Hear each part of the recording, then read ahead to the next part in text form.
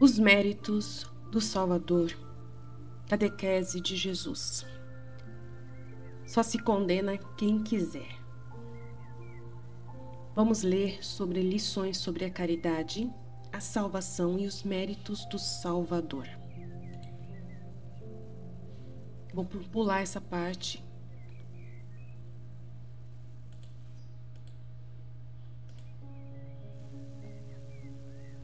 Capítulo 444 da Valtorta.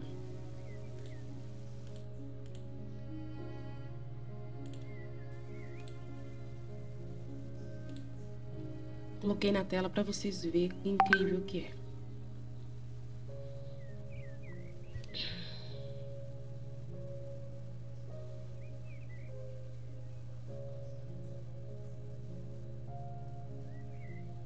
Estão falando de Margisian. Jesus diz: sim, é um bom filho e será um dos melhores discípulos. Vede com que disciplina ele se regula, mesmo nos momentos da maior perturbação. Porque ele perdeu o avô dele. Seu coração aflito estava desejando a presença de minha mãe, Maria, mas ele não pediu para ir a ela. Ele compreendeu também o que é a força da oração, que se adiantou acima de muitos adultos, de Jesus. Aí ele pediu para ver Maria, Jesus deduziu e mandou ele lá ver Maria. Crê que ele faça o seu sacrifício por alguma intenção pré-fixada? Disse Tomé. Disso tenho certeza. E aí Tiago de Alfeu diz: é verdade, ontem ele deu as frutas a um velho, dizendo-lhe: reza pelo pai do meu pai, que morreu há pouco tempo, e eu lhe observei. Ele está em paz, Margisian. Não crês que tenha sido válida a absolvição de Jesus? E ele me respondeu: creio que foi válida, mas eu penso que ao oferecer sufrágios às almas, pelas quais ninguém reza, eu digo, se ao meu Pai isto não é necessário, que estes sacrifícios sirvam para aqueles por quem ninguém reza. Olha que lindo, gente. Isso é caridade. E eu fiquei edificado com isso, diz Tiago de Alfeu. Sim, diz Pedro, ontem mesmo ele veio a mim, jogando-me aos braços ao pescoço, pois ele é ainda menino em seus sentimentos. Disse-me: agora tu és mesmo o meu pai, e eu te entrego o que a tua bondade me tinha feito ajuntar. Aquele dinheiro não serve mais ao meu velho pai, e tu e Porfíria fazeis tanto por mim. Aí ele estava dando dinheiro para ele, por Pedro e para Porfíria. Eu, tendo dificuldade em reter as lágrimas, disse Pedro, lhe respondi: não, meu filho, vamos usar esse dinheiro para dar esmola aos velhos necessitados, ou aos orfãozinhos pobres. E Deus usará as tuas esmolas para aumentar a paz do pobre velho lá no limbo, né? E Margisian me deu 2 beijos tão fortes que eu não fui capaz de reter as lágrimas. E como te está agradecido, Bartolomeu, por te teres feito pagador das despesas. O Bartolomeu pagou as despesas do enterro do avô dele que morreu. Ele me dizia: para mim as honras prestadas ao velho não têm preço. Vou dizer ao Bartolomeu que me tome para seu servo. Para tomar o Bartolomeu como servo. Ah, pobre filho, nem por uma hora ele serve ao Senhor e nos edifica a todos nós. Eu prestei honras a um justo, disse Bartolomeu, né? Eu podia fazer porque o meu nome é conhecido para mim, é fácil achar quem vá antes de mim. Em Betsaida vou prover o pagamento da pequena dívida, que afinal foi uma ninharia. Aí Jesus disse: sim, diz Jesus, como o dinheiro é pouca coisa, pois que os de Israel foram generosos. Mas o teu amor para com o discípulo não foi nenhuma ninharia, porque todo ato de amor é de grande valor. Vós vos estáis formando para este amor ao próximo, que é a segunda parte do preceito básico da lei de Deus, mas que na verdade tinha sido muito deixado de lado em Israel.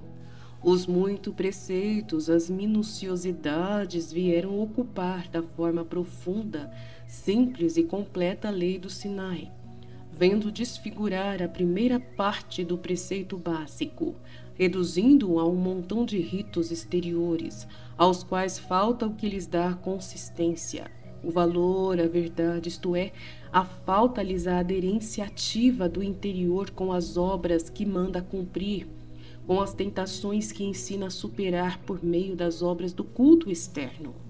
Que valor pode ter, aos olhos de Deus, a ostentação de um culto, quando depois no interior do coração não se ama a Deus? Não nos aniquilamos no amor cheio de veneração a Deus, deixando de adorá-lo e admirá-lo, para dar amor às coisas por ele feitas, e em primeiro lugar ao homem, que é a obra-prima da criação terrestre? Estás vendo em que consistiu o erro de Israel? Foi de o ter feito de um único preceito 2 preceitos, continuando, tendo mais tarde, com a decadência espiritual, separado o segundo do primeiro, como se corta um ramo inútil. Não era um ramo inútil, nem eram 2 ramos, era um único tronco que desde sua base se havia ornado com as singulares virtudes dos 2 amores. Olhai aquela figura grande que nasceu lá em cima naquele outeiro. Aquela figueira grande, olhai aquela figueira, uma árvore figueira grande que nasceu lá em cima naquele outeiro. Nasceu lá espontaneamente e quase desde a raiz, isto é, mal brotou do chão, já apareceu 2 ramos, tão perto um do outro que as 2 cascas aderiram de um com a do outro. Mas cada um dos 2 lançou depois suas copas para os lados, de um modo tão bonito que deram o nome de Casa da Figueira Gêmea a este pequeno lugarejo que está sobre uma pequena colina. Pois bem, se alguém quisesse agora separar os 2 troncos, que no princípio são um só tronco, precisaria fazer uso do machado ou do serrote. Mas que faria? O que faria era matar a planta, ou, se fosse tão perito em manejar o machado e o serrote, de modo a ferir só um dos 2 troncos, dos 2 salvaria um, mas o outro inexoravelmente morreria, e o supérstite, embora vivo, estaria mal em sua vida. Ficaria triste sem produzir mais fruto ou muito pouco fruto. Foi isso que aconteceu em Israel. Quiseram dividir, separar as 2 partes que estavam tão bem unidas. O amor a Deus e o amor ao homem, a ponto de formarem uma só coisa. Quiseram retocar o que já estava perfeito, pois toda a obra de Deus é perfeita. E por isso, se Deus no Sinai deu a ordem de amar ao Deus Santíssimo e ao próximo, em um único preceito, é claro que não são 2 preceitos que podem ser praticados independentemente um do outro, mas são um só preceito. E não me bastando nunca formar-vos para esta sublime virtude, a que sobe com a alma ao céu, porque é a única que continua a existir no céu. Por isso insisto sobre ela, que é a alma de toda a vida do Espírito, o qual perde a vida se perder a caridade, porque perde a Deus. Então, se você não amar o seu irmão, você perde a Deus. Tá vendo? Ouvi-me, fazei de conta que à vossa casa venham bater um dia 2 esposos muito ricos, pedindo hospedagem para toda a sua vida. Vós podereis dizer: aceitamos o esposo, mas não queremos a esposa.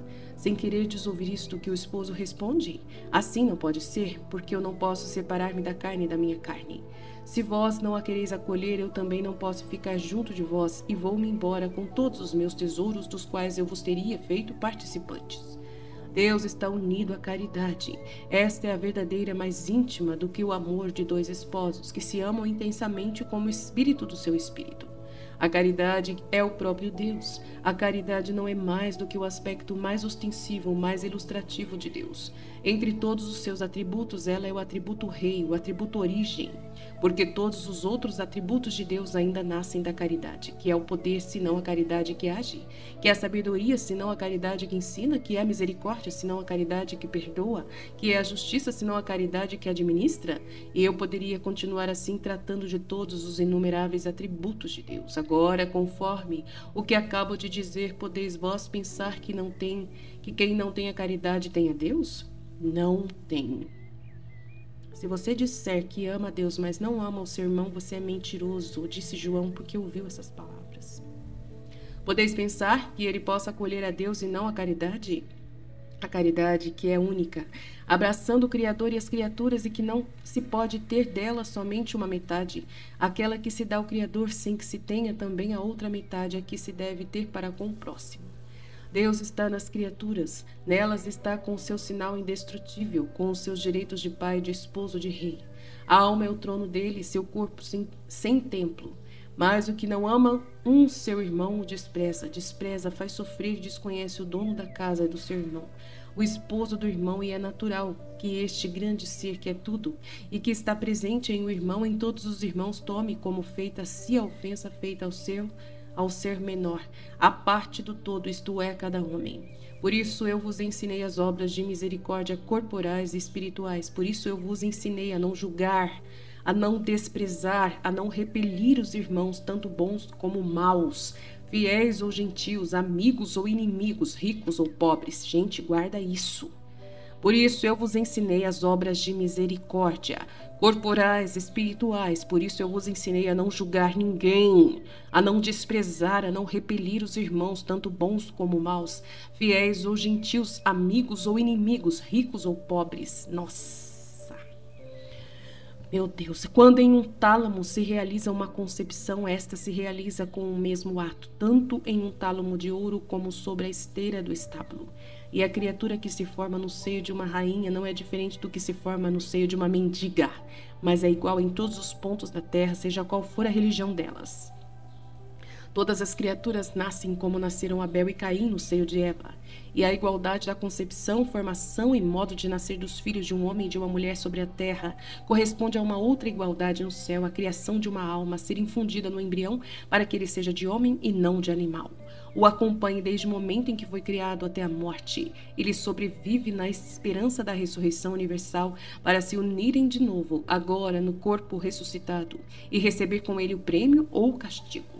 O prêmio ou o castigo de acordo com as ações praticadas durante a vida terrena. Para que não fiqueis pensando que a caridade seja injusta e que só porque muitos não serão de Israel ou de Cristo, mas sendo virtuosos na religião que seguem, convencidos de que ela é verdadeira, tenham que ficar para sempre sem prêmio. Depois do fim do mundo não sobreviverá outra virtude a não ser a caridade, isto é, a união com o Criador de todas as criaturas que viveram com justiça. Não haverá muitos céus, um para Israel, um para os cristãos, um para católicos e um para gentios, e um para os pagãos. Não haverá mais de um.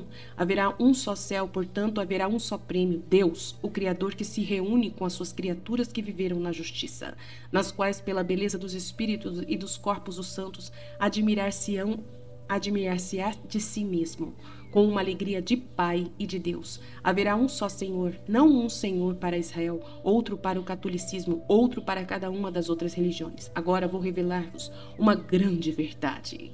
Lembrai-vos dela, transmiti aos vossos sucessores. Não fiqueis sempre esperando que o Espírito Santo esclareça as verdades depois de anos e séculos de obscurantismo. Ouvi vós também, talvez direis, mas então que vantagem há em sermos da religião que é santa, se no fim do mundo iremos ser tratados todos do mesmo modo, como serão os gentios? Interessante essa pergunta, né? Eu vos respondo, é a mesma justiça que há. É uma verdadeira justiça para aqueles que, mesmo sendo da verdadeira religião santa, ainda não forem felizes, por não terem vivido como santos. Um pagão virtuoso, então é pra gente ser feliz a religião nossa, é pra gente ser feliz em vida já, tá vendo? Um pagão virtuoso, somente por ter vivido virtuosamente, convencido de que sua religião era boa, terá no fim o céu. Mas quando? No fim do mundo só. Quando das 4 moradas dos mortos, só 2 subsistirão, isto é, o céu e o inferno, porque a justiça naquele momento só poderá conservar e dar os 2 reinos a quem da árvore do livre-arbítrio quis escolher os frutos bons ou quis os frutos maus. Tá vendo, gente? Quando se terá que esperar antes que um pagão virtuoso chegue àquele prêmio? Não pensais nisso? Então, um pagão virtuoso chegar ao prêmio vai ser só no fim, só no fim, só no fim. Não pensais nisso? Então você que é religioso, justo, você já vai, hoje você já está feliz, hoje você já pode ficar feliz, hoje você pode já fazer festa, né? Ficar se sentindo salvo, já viver o céu. Não precisa esperar, essas pessoas vão esperar, elas não vão ter dúvida, elas vão ter dúvidas ainda, né?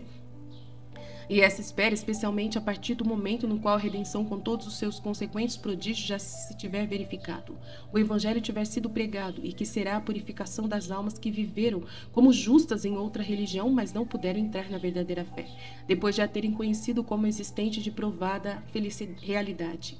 Então a verdadeira fé é alegria para a gente. É alegria para quem já sabe a verdade. Então isso é o prêmio. Você saber a verdade já é uma alegria muito grande. Para os que creem no verdadeiro Deus, mas não souberam ser heroicamente santos, haverá um longo purgatório. Olha, para quem... o purgatório é para gente que crê no verdadeiro Deus, mas que não fomos santos, nós vamos ficar no purgatório. Sim, nossa, que vergonha ir pro purgatório, gente. O purgatório é uma vergonha.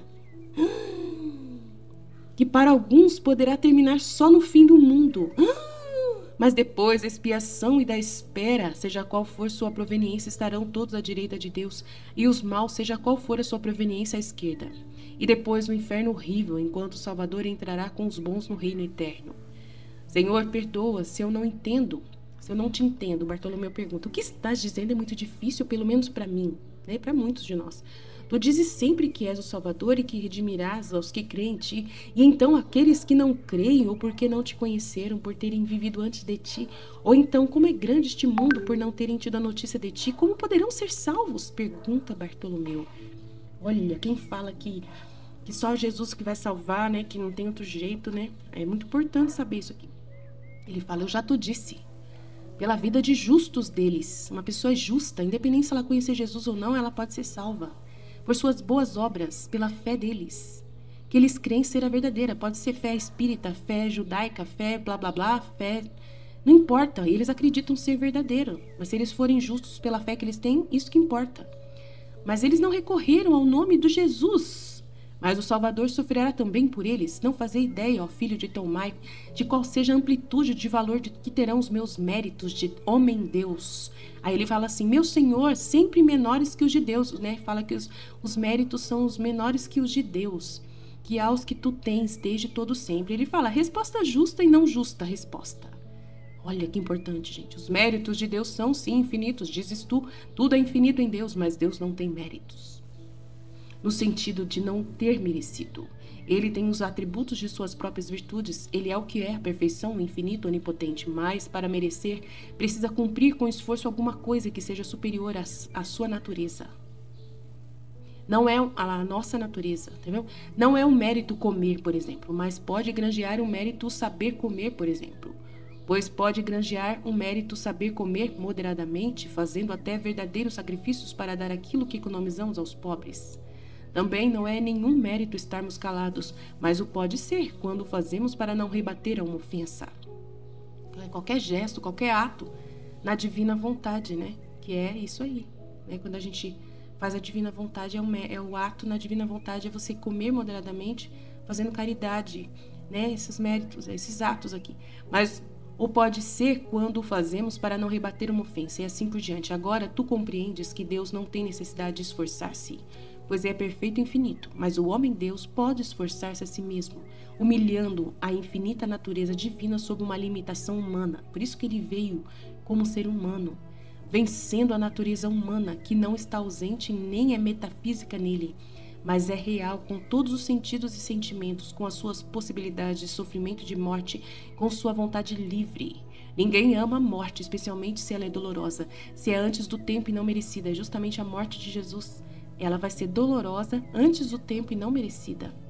Então, por isso que ele, sendo homem-deus, ele vai, né, ter méritos infinitos. Ninguém ama. E, no entanto, todo homem deve morrer. Por isso, ele deverá olhar para a morte com a mesma calma com que ele vê ir se acabando tudo que tem vida. Pois bem, eu me esforço com minha humanidade para amar a morte. Não só isso. Eu escolhi a vida para poder ter a morte. Porque ele não pode morrer. Então, ele escolheu a vida para poder ter a morte. Para ele poder viver algo além da natureza dele, pela humanidade. Por isso, na minha veste de homem-deus, adquiro aqueles merecimentos que, permanecendo Deus, eu não podia adquirir antes. E com eles, que são infinitos por causa da forma com que as adquiro, pela natureza divina unida à minha humana, pelas virtudes da caridade e da obediência. Meu Deus do céu, com as quais eu me coloquei em condições de os merecer pela fortaleza, justiça, temperança e prudência, por todas as virtudes que eu pus no meu coração para torná-lo agradável a Deus. Meu Pai, eu terei um poder infinito, não só como Deus, mas como homem que se imola por todos, ou seja, que atinge o limite máximo da caridade. É o sacrifício o que dá merecimento. Eu completo o sacrifício e completo o mérito. Perfeito sacrifício e perfeito mérito. E esse merecimento pode ser usado segundo a santa vontade da vítima, a qual o Pai diz, seja tudo como queres. seja como tu queres, porque ela o amou sem medida, amou o próximo sem medida. Eis que vou-lo digo, o mais pobre dos homens pode ser o mais rico e beneficiar o número sem medida de irmãos, se ele souber amar até o sacrifício. Eu vou-lo digo. Ainda que não tivesseis nem mesmo uma migalha de pão, um copo d'água, uma veste esfarrapada, vós sempre podeis fazer benefícios, como rezando e sofrendo pelos seus irmãos. Fazendo benefícios a quem? A todos. De que modo? De 1000 modos, todos santos, porque se vós souberdes amar, sabereis agir como Deus age, imitando Deus, né? Dando mais, fazendo heroísmo, ensinar, perdoar, administrar e como homem Deus até redimir. Tá vendo? Você pode até redimir. Ainda mais na divina vontade, gente, que a gente está unido à vida divina em nós. Meu Deus, agora pra gente entender a vida na divina vontade vai ser muito mais incrível ainda. Ele deu um upgrade agora no nosso entendimento de vida na divina vontade. Ele deu um upgrade. Ó Senhor, dai-nos essa caridade, suspira João. E João vai escrever sobre ela. Deus vou-lo dar, porque a vós ele se doa, mas vós deveis acolhê-la e praticá-la sempre com maior perfeição. Nenhum acontecimento deve ser por vós separado da caridade. Desde os materiais até os do espírito, que tudo seja feito com caridade e pela caridade. Santificai as vossas ações, as vossas jornadas. Ponde o sal em vossas orações e a luz em vossas obras. Rezai mais, gente, pelas pessoas. Vamos rezar mais. A luz, o sabor, a santificação e a caridade. Sem estas são nulos os ritos, vãs as orações e falsas as ofertas. Em verdade eu vos digo que o sorriso com que um pobre vos saúda, como irmãos, tem mais valor do que um saco de moedas que alguém pode jogar aos vossos pés somente para ser notado. Sabei amar e Deus estará convosco sempre. Então saber a verdade, saber quem é o Deus verdadeiro, e não amar o irmão vai trazer um purgatório absurdo para quem fizer isso. Quem ficar julgando o outro, quem quiser falar que não vai ser, que a pessoa não vai ser salva porque ela não acredita em Jesus, nossa, essa pessoa, misericórdia. Deus é muito bom, né? Apesar da ignorância, né? Acho que pela ignorância Deus vai ter mais misericórdia. Eu espero que sim, né? Deus vou lá dar. Agora para nós não vai ter não, porque a gente está sabendo claramente a verdade. Deus vou lá dar, porque a vós ele se doa, mas vós deveis acolhê-la e praticá-la sempre com maior perfeição. Nenhum acontecimento deve ser por vós separado da caridade. Qualquer acontecimento tem que ter amor, tá vendo? Desde os materiais até os do espírito, que tudo seja feito com amor e pelo amor. Santificai as vossas ações, as vossas jornadas, ponde o sal em vossas orações e a luz em vossas obras. A luz, o sabor, a santificação e a caridade, sem estas são nulos os ritos, vãs as orações e falsas as ofertas. Em verdade eu vos digo que o sorriso com que um pobre vos saúda, como a irmãos, tem mais valor do que um saco de moedas que alguém pode jogar a vossos pés, somente para ser notado. Sabei amar e Deus estará sempre convosco. Claro, um pobre está sofrendo e mesmo assim ele sorri para você. Ele está sofrendo, pobre, e ele mesmo assim saúda você como irmão. Meu Deus do céu, isso aí é um mérito absurdo, porque ele sendo pobre, estando na miséria, ele deveria ser, né, uma pessoa triste, mas ele não é. Ele saúda, ele dá um sorriso. Misericórdia. Ensina-nos a amar assim, Senhor. Há 2 anos que eu vos venho ensinando, fazei o que me vedes fazer, e estarei na caridade, a caridade estará em vós, e sobre vós estará o selo, crisma, a coroa que vos fará verdadeiramente reconhecer como ministros de Deus caridade. Agora vamos parar à sombra deste lugar. Aqui a grama abundante e alta, as plantas sempre temperam calor, continuaremos a viagem à tarde.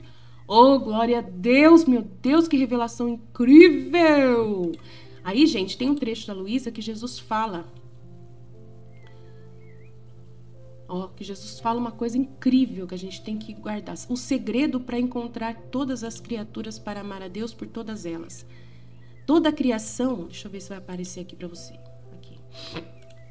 Deixa eu aumentar um pouquinho aqui para vocês verem. Ver se dá para vocês verem. O segredo para encontrar todas as criaturas para amar a Deus por todas elas. Então isso é na divina vontade. Como que a gente vai amar mais a divina vontade? Pela divina vontade a gente vai fazer mais coisa pelas almas. Vamos lá. Né? Para continuar o segredo aqui. Toda a criação estava comigo para dizer te amo, mas quando eu quis abraçar todas as gerações humanas no querer eterno, para fazer prostrar a todos perante Jesus, para que todos fizessem seu dever de lhe dizer em cada ato deles, em cada palavra, em cada pensamento eu te amo, elas me fugiam e eu me perdia.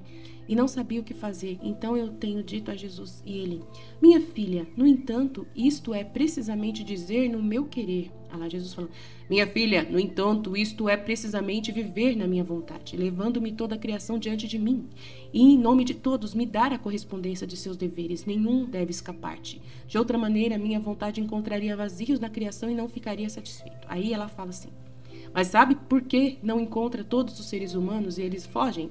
É a força do livre-arbítrio, mas quero mostrar-te o segredo onde os pode encontrar todos, mesmo, né, os que não querem. Entre em minha humanidade e aí encontrará todos os atos de todos os seres humanos, como em custódia, pela qual eu tomei a tarefa de satisfazer por eles diante do meu Pai Celestial. E você, seguindo todos os meus atos, que eram os atos de todos os seres humanos, os maus e os bons, assim encontrará tudo e me dará correspondência de amor por todos e por tudo. Por isso que Deus ele está sendo amado por todos, pela Luísa e por nós, filhos da divina vontade. Então, não tem nada que vai prejudicar as pessoas serem salvas. Isso que eu estou dizendo. Qualquer pessoa pode ser salva. Só ela querer. Só ela querer. Só não se salva quem não quiser, porque ela já está paga. Todas as dívidas dela estão pagas de todas as formas possíveis, tanto da parte de Jesus como da parte da divina vontade, pela Luísa que amou em nome de todos. Tá vendo? Tudo está em mim, tendo feito eu por todos, ele fez por todos. Está em mim o depósito de todos os méritos que eu acabei de ler agora. E entrego ao Pai Divino o dever de amor de todos. E quem quer que se sirva disso como caminho e meio vai subir ao céu. Qualquer pessoa vai para o céu. Se ela quiser, ela tem que querer. Eu entrei em Jesus com facilidade, encontrei todos, tudo e todos, e seguindo o agir de Jesus dizia: em cada pensamento de criatura eu te amo. Então, todas as pessoas amaram a Deus porque a Luísa entrou em cada pensamento da criatura. No voo de cada olhar de um ser humano, mal ou bom, foi amado. Os condenados amaram a Deus. Até os condenados que vão se condenar porque querem se condenar, amaram a Deus. Em cada som de palavra, eu te amo. Luísa está falando, em cada batida de coração que já nasceu na terra, eu te amo. Em cada respiração de uma pessoa que nasceu na terra, eu te amo. Em cada afeto de uma pessoa que nasceu na terra, eu te amo. Em cada gota de sangue de uma pessoa, eu te amo. Em cada peça, qualquer coisa e passo que essa pessoa deu, eu te amo. Então ela ama, ela está resolvendo tudo, o problema aqui. Mas quem pode dizer tudo o que eu fazia? Dizia, muitas coisas não se sabem dizer, ou melhor, o que se diz muito mal.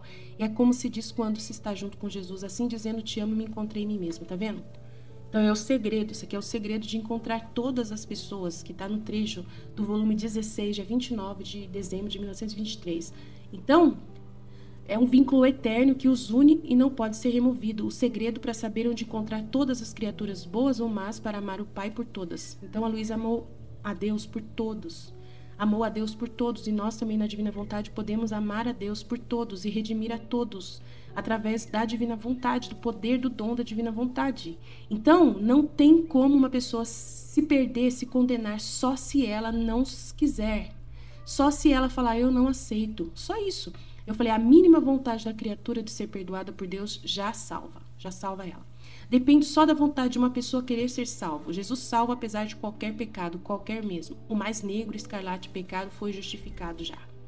Só contra o perdão de Deus, contra o Espírito Santo, é que a pessoa não crê que ela pode ser perdoada, que ele não pode perdoá-la. Só essa pessoa pode se condenar. Só assim uma pessoa se condena. Temos só que amar as pessoas, todas sem distinção, ensinar o nosso amor e o nosso perdão, para elas não se sentirem más, desprezadas nunca.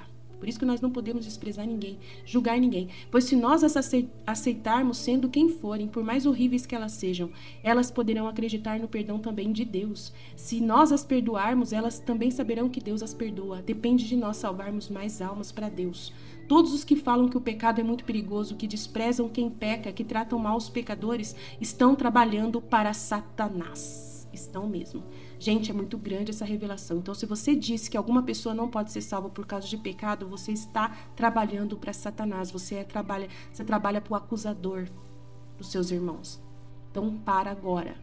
Papa Francisco está certo. O Papa Francisco está correto em falar que todas as pessoas estão salvas, porque todas estão, é verdade, não é mentira. Todas as pessoas estão salvas. Todas as pessoas estão salvas.